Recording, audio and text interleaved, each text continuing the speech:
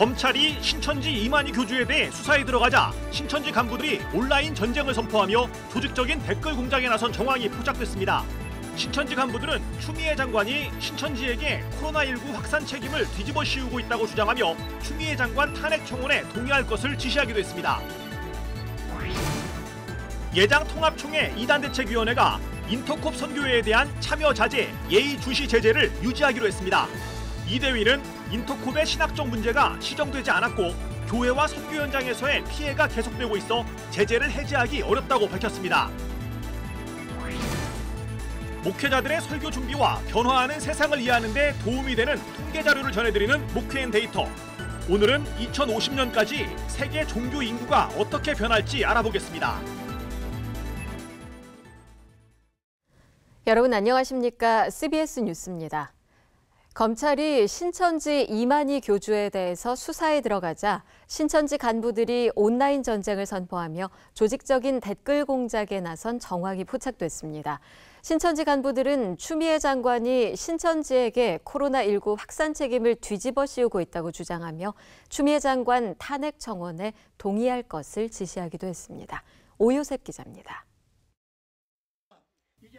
신천지 이만희 교주가 구속 갈림길에 선 가운데 신천지 간부들이 현 상황을 전시 상황에 빗대며 인터넷 여론 조작에 나선 정황이 드러났습니다. 지난 20일 진행된 신천지 베드로 지파 온라인 회의에서 핵심 간부 A씨는 참가자들에게 추미애 법무부 장관에 대한 탄핵 청원에 동의할 것을 지시합니다. A씨는 코로나19 확산 책임이 외국인 출입을 막지 않은 추 장관에게 있다며 추 장관이 신천지를 희생양 삼고 있다고 주장했습니다. 대구 신천지교회를 중심으로 코로나가 확산했다는 사실과 신천지가 신도 명단과 종교시설 현황을 축소 허위 제출했다는 내용에 대한 언급은 없습니다. 댓글 활동, 그다음에 국민청원 활동 여러분들 적극적으로 좀 해주시고요. 누구 때문에 누구 죄를 우리가 뒤집어 씌우고 있는지를 이제 알았습니다. 이 사람이 우리의 전쟁의 적 대상이 되는 것이고 우리 신천지가 가지고 있는 모든 힘과 저력을 가지고 저들을 공격해서 A씨는 회의 참가자들에게 부서와 구역, 지역 내 신도들에게 해당 내용을 잘 설득하라며 문자 대신 전화통화나 화상회의를 통해 전달하라는 세밀한 지시까지 내립니다. 문자로 하지 마세요. 이 부분에 대해서는 모든 건 문자로 하시면 안 됩니다. 통화로 하시고 화상회의를 통해서 하시고 자료를 남기지 마세요. 편지를 써야 될 수도 있어요. 그 사람의 정체를 알리는 편지들을 엄마의 입장에서, 아빠의 입장에서, 학생의 입장에서, 청년의 입장에서 해당 지시사항의 구체적인 실행 여부는 확인되지 않았습니다. 최근 인천 등 여러 지역에서 코로나 피해자 연대란 이름으로 신천지의 주장이 그대로 담긴 편지들이 전달되기도 했습니다. 온라인 이메일을 통해서도 같은 주장들이 무차별적으로 배포되고 있습니다. 이에 대해 신천지 측은 해당 간부 개인의 주장일 뿐 총회에선 어떤 공문이나 지시사항을 내린 적 없다며 코로나 피해자 연대와 신천지와의 연관성에 대해서도 아는 바가 없다고 밝혔습니다. 하지만 회의 영상엔 신천지 12지파장들이 사전에 소통했다고 볼 수 있는 대목들이 나타나고 있어 이만희 교주 구속 이후 상황에 대한 우려도 나오고 있습니다. 신천지 피해자 연대 측과 이단 전문가들은 이만희 교주를 비롯해 12지파장들에 대한 철저한 수사를 꾸준히 촉구해왔습니다. 12지파장들이 마음을 모았고 그리고 저희들도 지금 그 가운데서 힘을 실려고 하고 있습니다. 약속한 목자 이긴 자를 보는 것이 예수님을 보는 것과 같다면 이 약속한 목자를 지키는 것이 예수님을 지키는 거고 긴장하시고 지금 전신하는 거 알아주시고 불평불만 하시면 안 됩니다. 한편 코로나19 방역활동 방해와 횡령 등의 혐의를 받는 이만희 교주의 구속 전 피의자 신문은 31일 진행될 예정입니다. CBS 뉴스 오요셉입니다. 예장통합총회 2단 대책위원회가 인터콥 선교회에 대한 참여 자제, 예의 주시 제재를 유지하기로 했습니다. 이 대위는 인터콥의 신학적 문제가 시정되지 않았고 교회와 선교 현장에서의 피해가 계속되고 있어 제재를 해제하기 어렵다고 밝혔습니다. 찬수영 기자입니다. 이단적 신학 사상과 공격적 선교 방식 등으로 논란을 빚고 있는 인터콥 선교회에 대해서 예장 통합총회 이단대책위원회는 기존의 제재를 유지하기로 했습니다. 통합총회 이대위는 인터콥 조사위원회와 연구위원회의 보고를 종합해 최종적으로 제재를 유지하는 방향으로 결론을 내렸다고 밝혔습니다. 보고서 결의를 어떻게 할 것인지 오래 토론이 있었습니다. 결론은 연구위원회 보고를 우리가 수용하고 참여 금지, 예의주식 계속 유지하기로 그렇게 했습니다. 이단대책위원회가 제재를 유지하기로 한 이유는 인터콥의 신학적 문제가 여전히 시정되지 않고 있고 교회와 선교 현장에서 피해 호소가 계속되고 있기 때문입니다. 군선교연합회에서도 이 점조직을 가지고 그 인터콥에서 들어와 가지고 분위기를 흐려놓고 그러니까 갈라놓는 거죠. 기존 신자들, 기존 아이들 다 확보에 데려가고. 통합총회 이대위는 이 같은 조사 결과를 오는 9월 열리는 제105회 총회에 보고하고 총회에서 최종 채택할 예정입니다. 예장통합총회는 지난 2011년 제96회 총회에서 신학적 문제와 이단적 요소들을 이유로 인터콥에 대해 예의주시와 참여 자제를 결의한 바 있습니다. 이후 2013년과 2015년 두 차례에 걸쳐 제재 해제를 검토했지만 모두 기존 결의를 그대로 유지했습니다. 인터콥에 대해서는 다른 교단들도 제재를 가하고 있습니다. 지난 2013년 예장 합동총회는 교류 금지를, 같은 해 예장 합신총회는 교류와 참여를 금지했습니다. 예장 고신총회는 교류 자제에서 참여 초청 금지, 참여 교류 금지로 제재를 확대했습니다. CBS 뉴스 천수연입니다.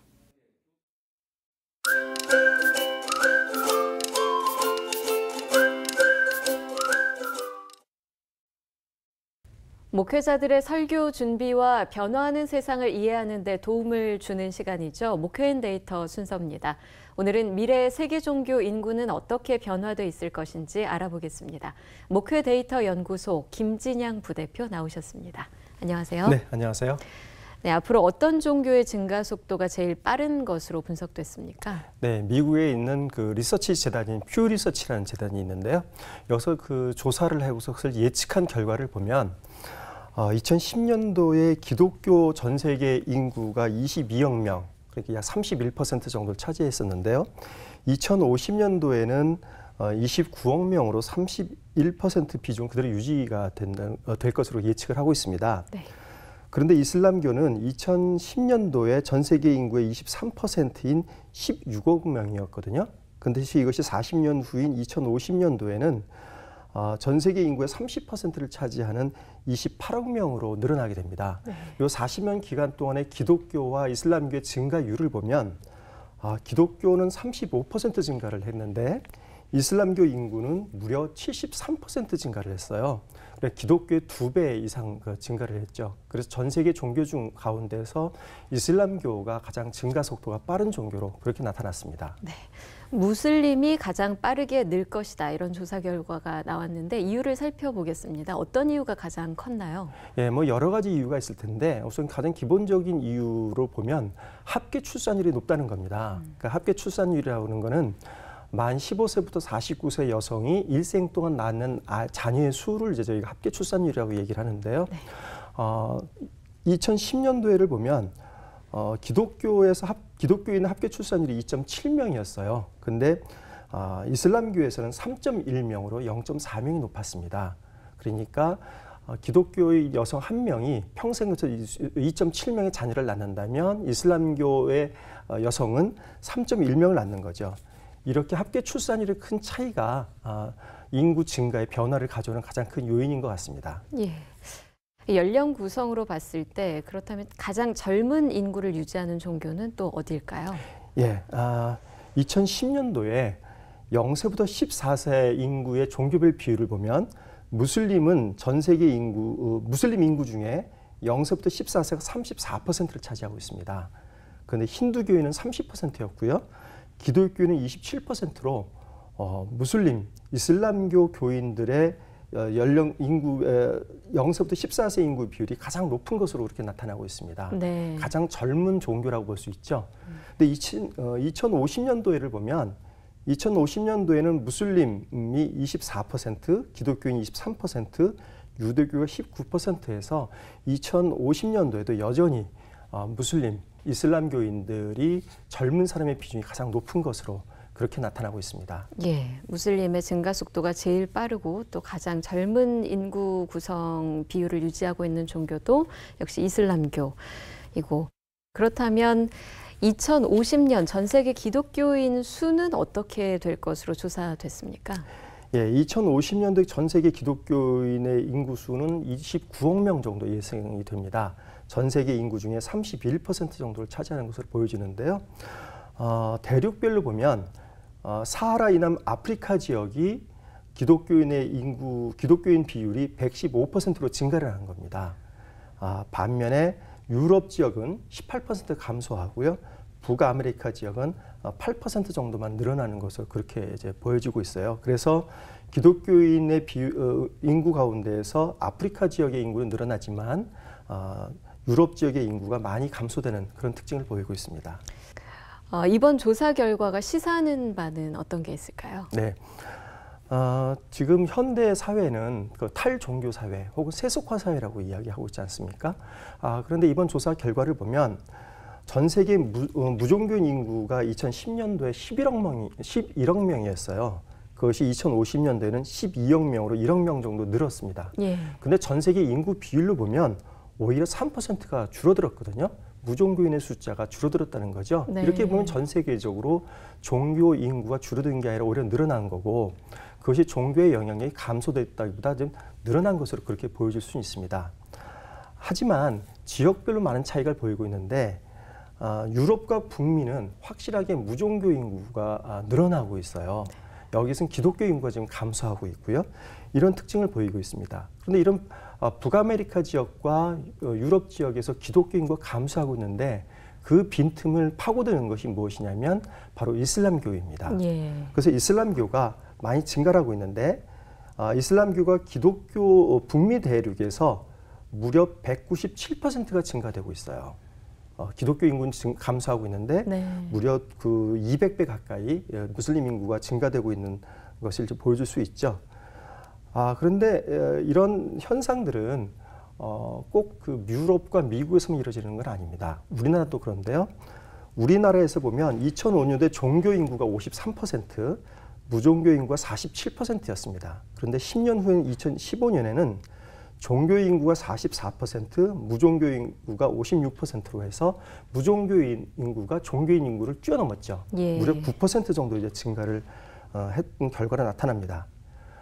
하지만 이제 우리나라에서 이슬람교는 아직까지 미미하기 때문에 뭐 당장 이슬람교가 크게 늘어날 것 같지는 않습니다. 이렇게 보면 우리나라에서 주목해야 될 부분은 이슬람교의 증가보다는 무종교인이 많이 늘어나고 있다는 점을 저희 주목을 해야 될 거예요. 요즘에 우리 사회에서 기독교를 바라보는 시각이 그렇게 편하지는 않습니다. 그래서 기독교를 바라보는 시각들이 여러 가지 부정적 시각들이 좀 있고, 또 인구가 많이 줄고 있고 기독교 인구가 늘지 않고 있는 것이 지금 현실입니다.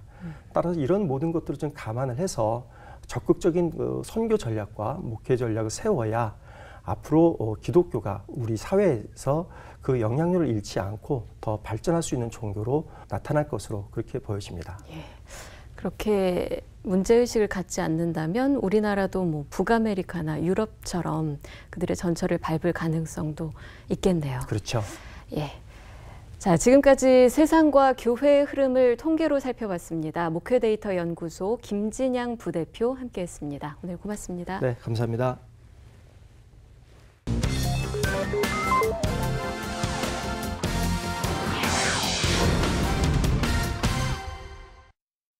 간추린 지역교계 소식입니다.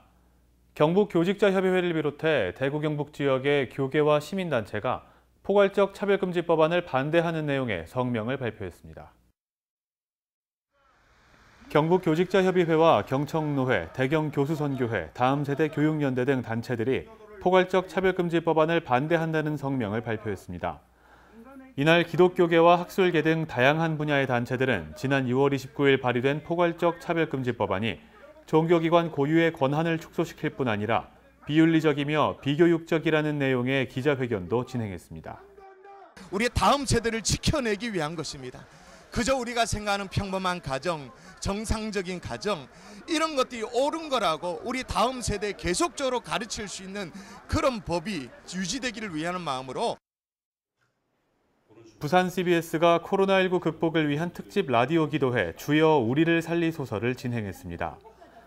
이번 기도회는 코로나19로 어려움을 겪고 있는 이들을 위해 마련됐고 표준 FM 102.9MHz를 통해 생방송으로 송출됐습니다. 기도회에서 참가자들은 코로나로 어려움을 겪는 이들과 교회 다음 세대를 위해 기도했습니다. 포항 CBS가 창립 20주년 기념 여름 재즈 콘서트를 개최했습니다. 이번 콘서트에서 재즈 가수 윤희정과 김수연, 우종범 등이 출연해 재즈 넘버와 가스펠 등을 연주했습니다.